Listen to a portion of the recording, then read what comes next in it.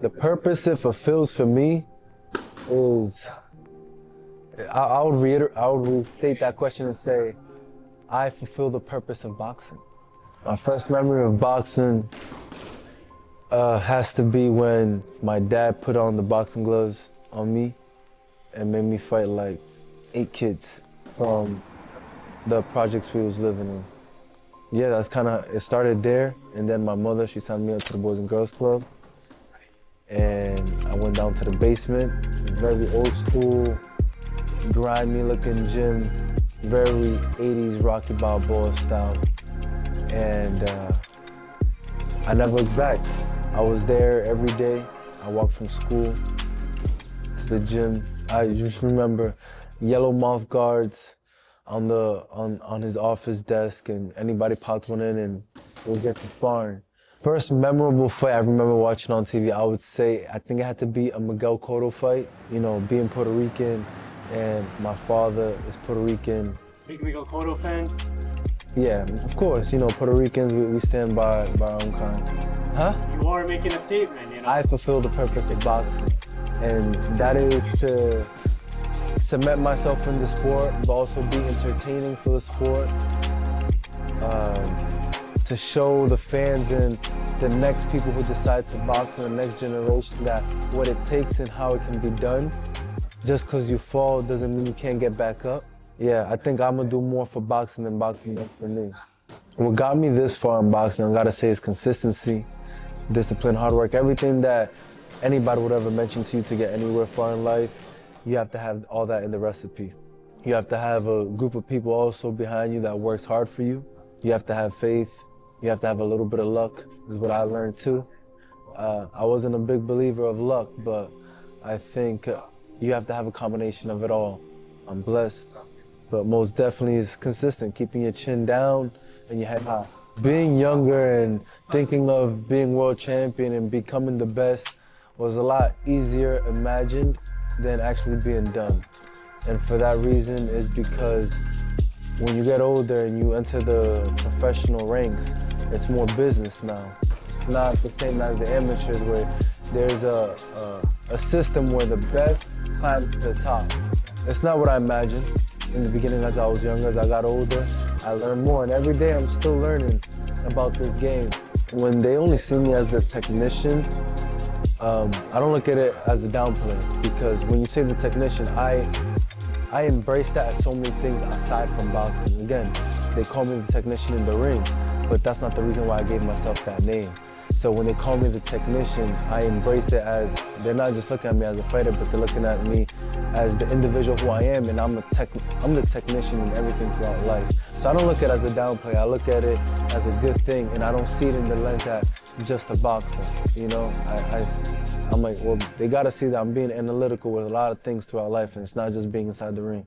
So everything when it comes to numbers, my health, my macros, the way I like to do business outside the ring, in real estate, in the markets, and just how I analyze everything throughout life, it's very technical.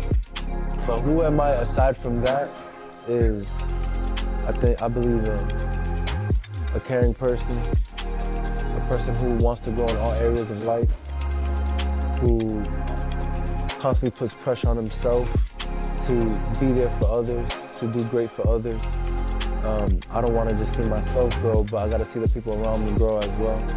I think the 3 things that matter the most in life is God, family, and then whatever you're passionate about. And for me, that's boxing. Me being true to myself, it definitely hurts me, because a lot of times with, you know, the TV networks and promoters, they want some rah-rah, they want entertainment, they want things that are gonna catch attention and gonna go viral. And unfortunately, throughout my career, I've always stayed true to myself. If it didn't sit right with me, I'm not gonna put on a show that isn't natural to myself. If I got beef with someone, I'm not gonna fake some beef just to get some clicks and some likes. If I got a problem with you, it's gonna be real. So it's definitely hurt me in my career, I would say, just not being that attraction that I could be, just because I don't follow the expectations of the entertainment side of business. At least, you know, it's all about turning dreams into reality. And a dream or something that I've always said when I was younger was being able to fight Lomachenko, pound for pound king at the time. And he's a guy I used to look up to and watch as an amateur. And then to not only going into camp with him, but also to be fighting him on a main card, I would say like, wow, not too many was able to be in the ring or go against somebody they really enjoyed watching and really was one of their favorite fighters at one point.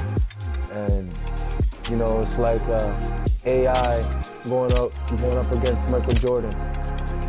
You know, so that's what it was like to me. So if there's anything, it'll probably be just that moment on how it was a very controversial fight. I believe I won, and to say that I used to look up at this guy and, you know, think he was the best, and here I am facing him, and I'm the best. The journey of Worcester, man, Worcester has had some good fighters in the past. We've had Jose Rivera, 3-time world champion. There was the likes of Bobby Harris, the famous trainer, Carlos Garcia, Edwin Rodriguez. And now, as you say, and me humbly saying it, being the pride of Worcester is, I'm happy to say if people get inspired by my story, get inspired by where I've came from, because they can relate, because they come from where I come from, and I can motivate them, and I can show them things are possible. You can put anything that your mind is to. Like, I grew up in the streets too, you know, I was in public housing. Like, it can be done. You just gotta know who to keep to the side and know what your goals are. You gotta know where you're supposed to be heading. You gotta keep the vision. You gotta stay true to yourself. You gotta be a leader. Again, it's consistency. You just gotta show up for yourself. Don't show up for nobody, but show up for yourself. Man, I'm so happy where I come from, and I'm happy to be giving back. I'm happy to be a representative. I'm happy to help the youth, and just be any type of words of advice and anything of influence to the young crowd, because I know what it's like to be young in the city of Worcester, and I just want what's best for them. What's one message you want to give to the world? It might sound cliche, but just believe in yourself. Just really gotta believe in yourself. I could say a whole bunch of extravagant things, or, you know, things that might snap the brain a little bit, but the only message I can give to anybody, taking away everything, is you just gotta have faith in yourself. You gotta believe.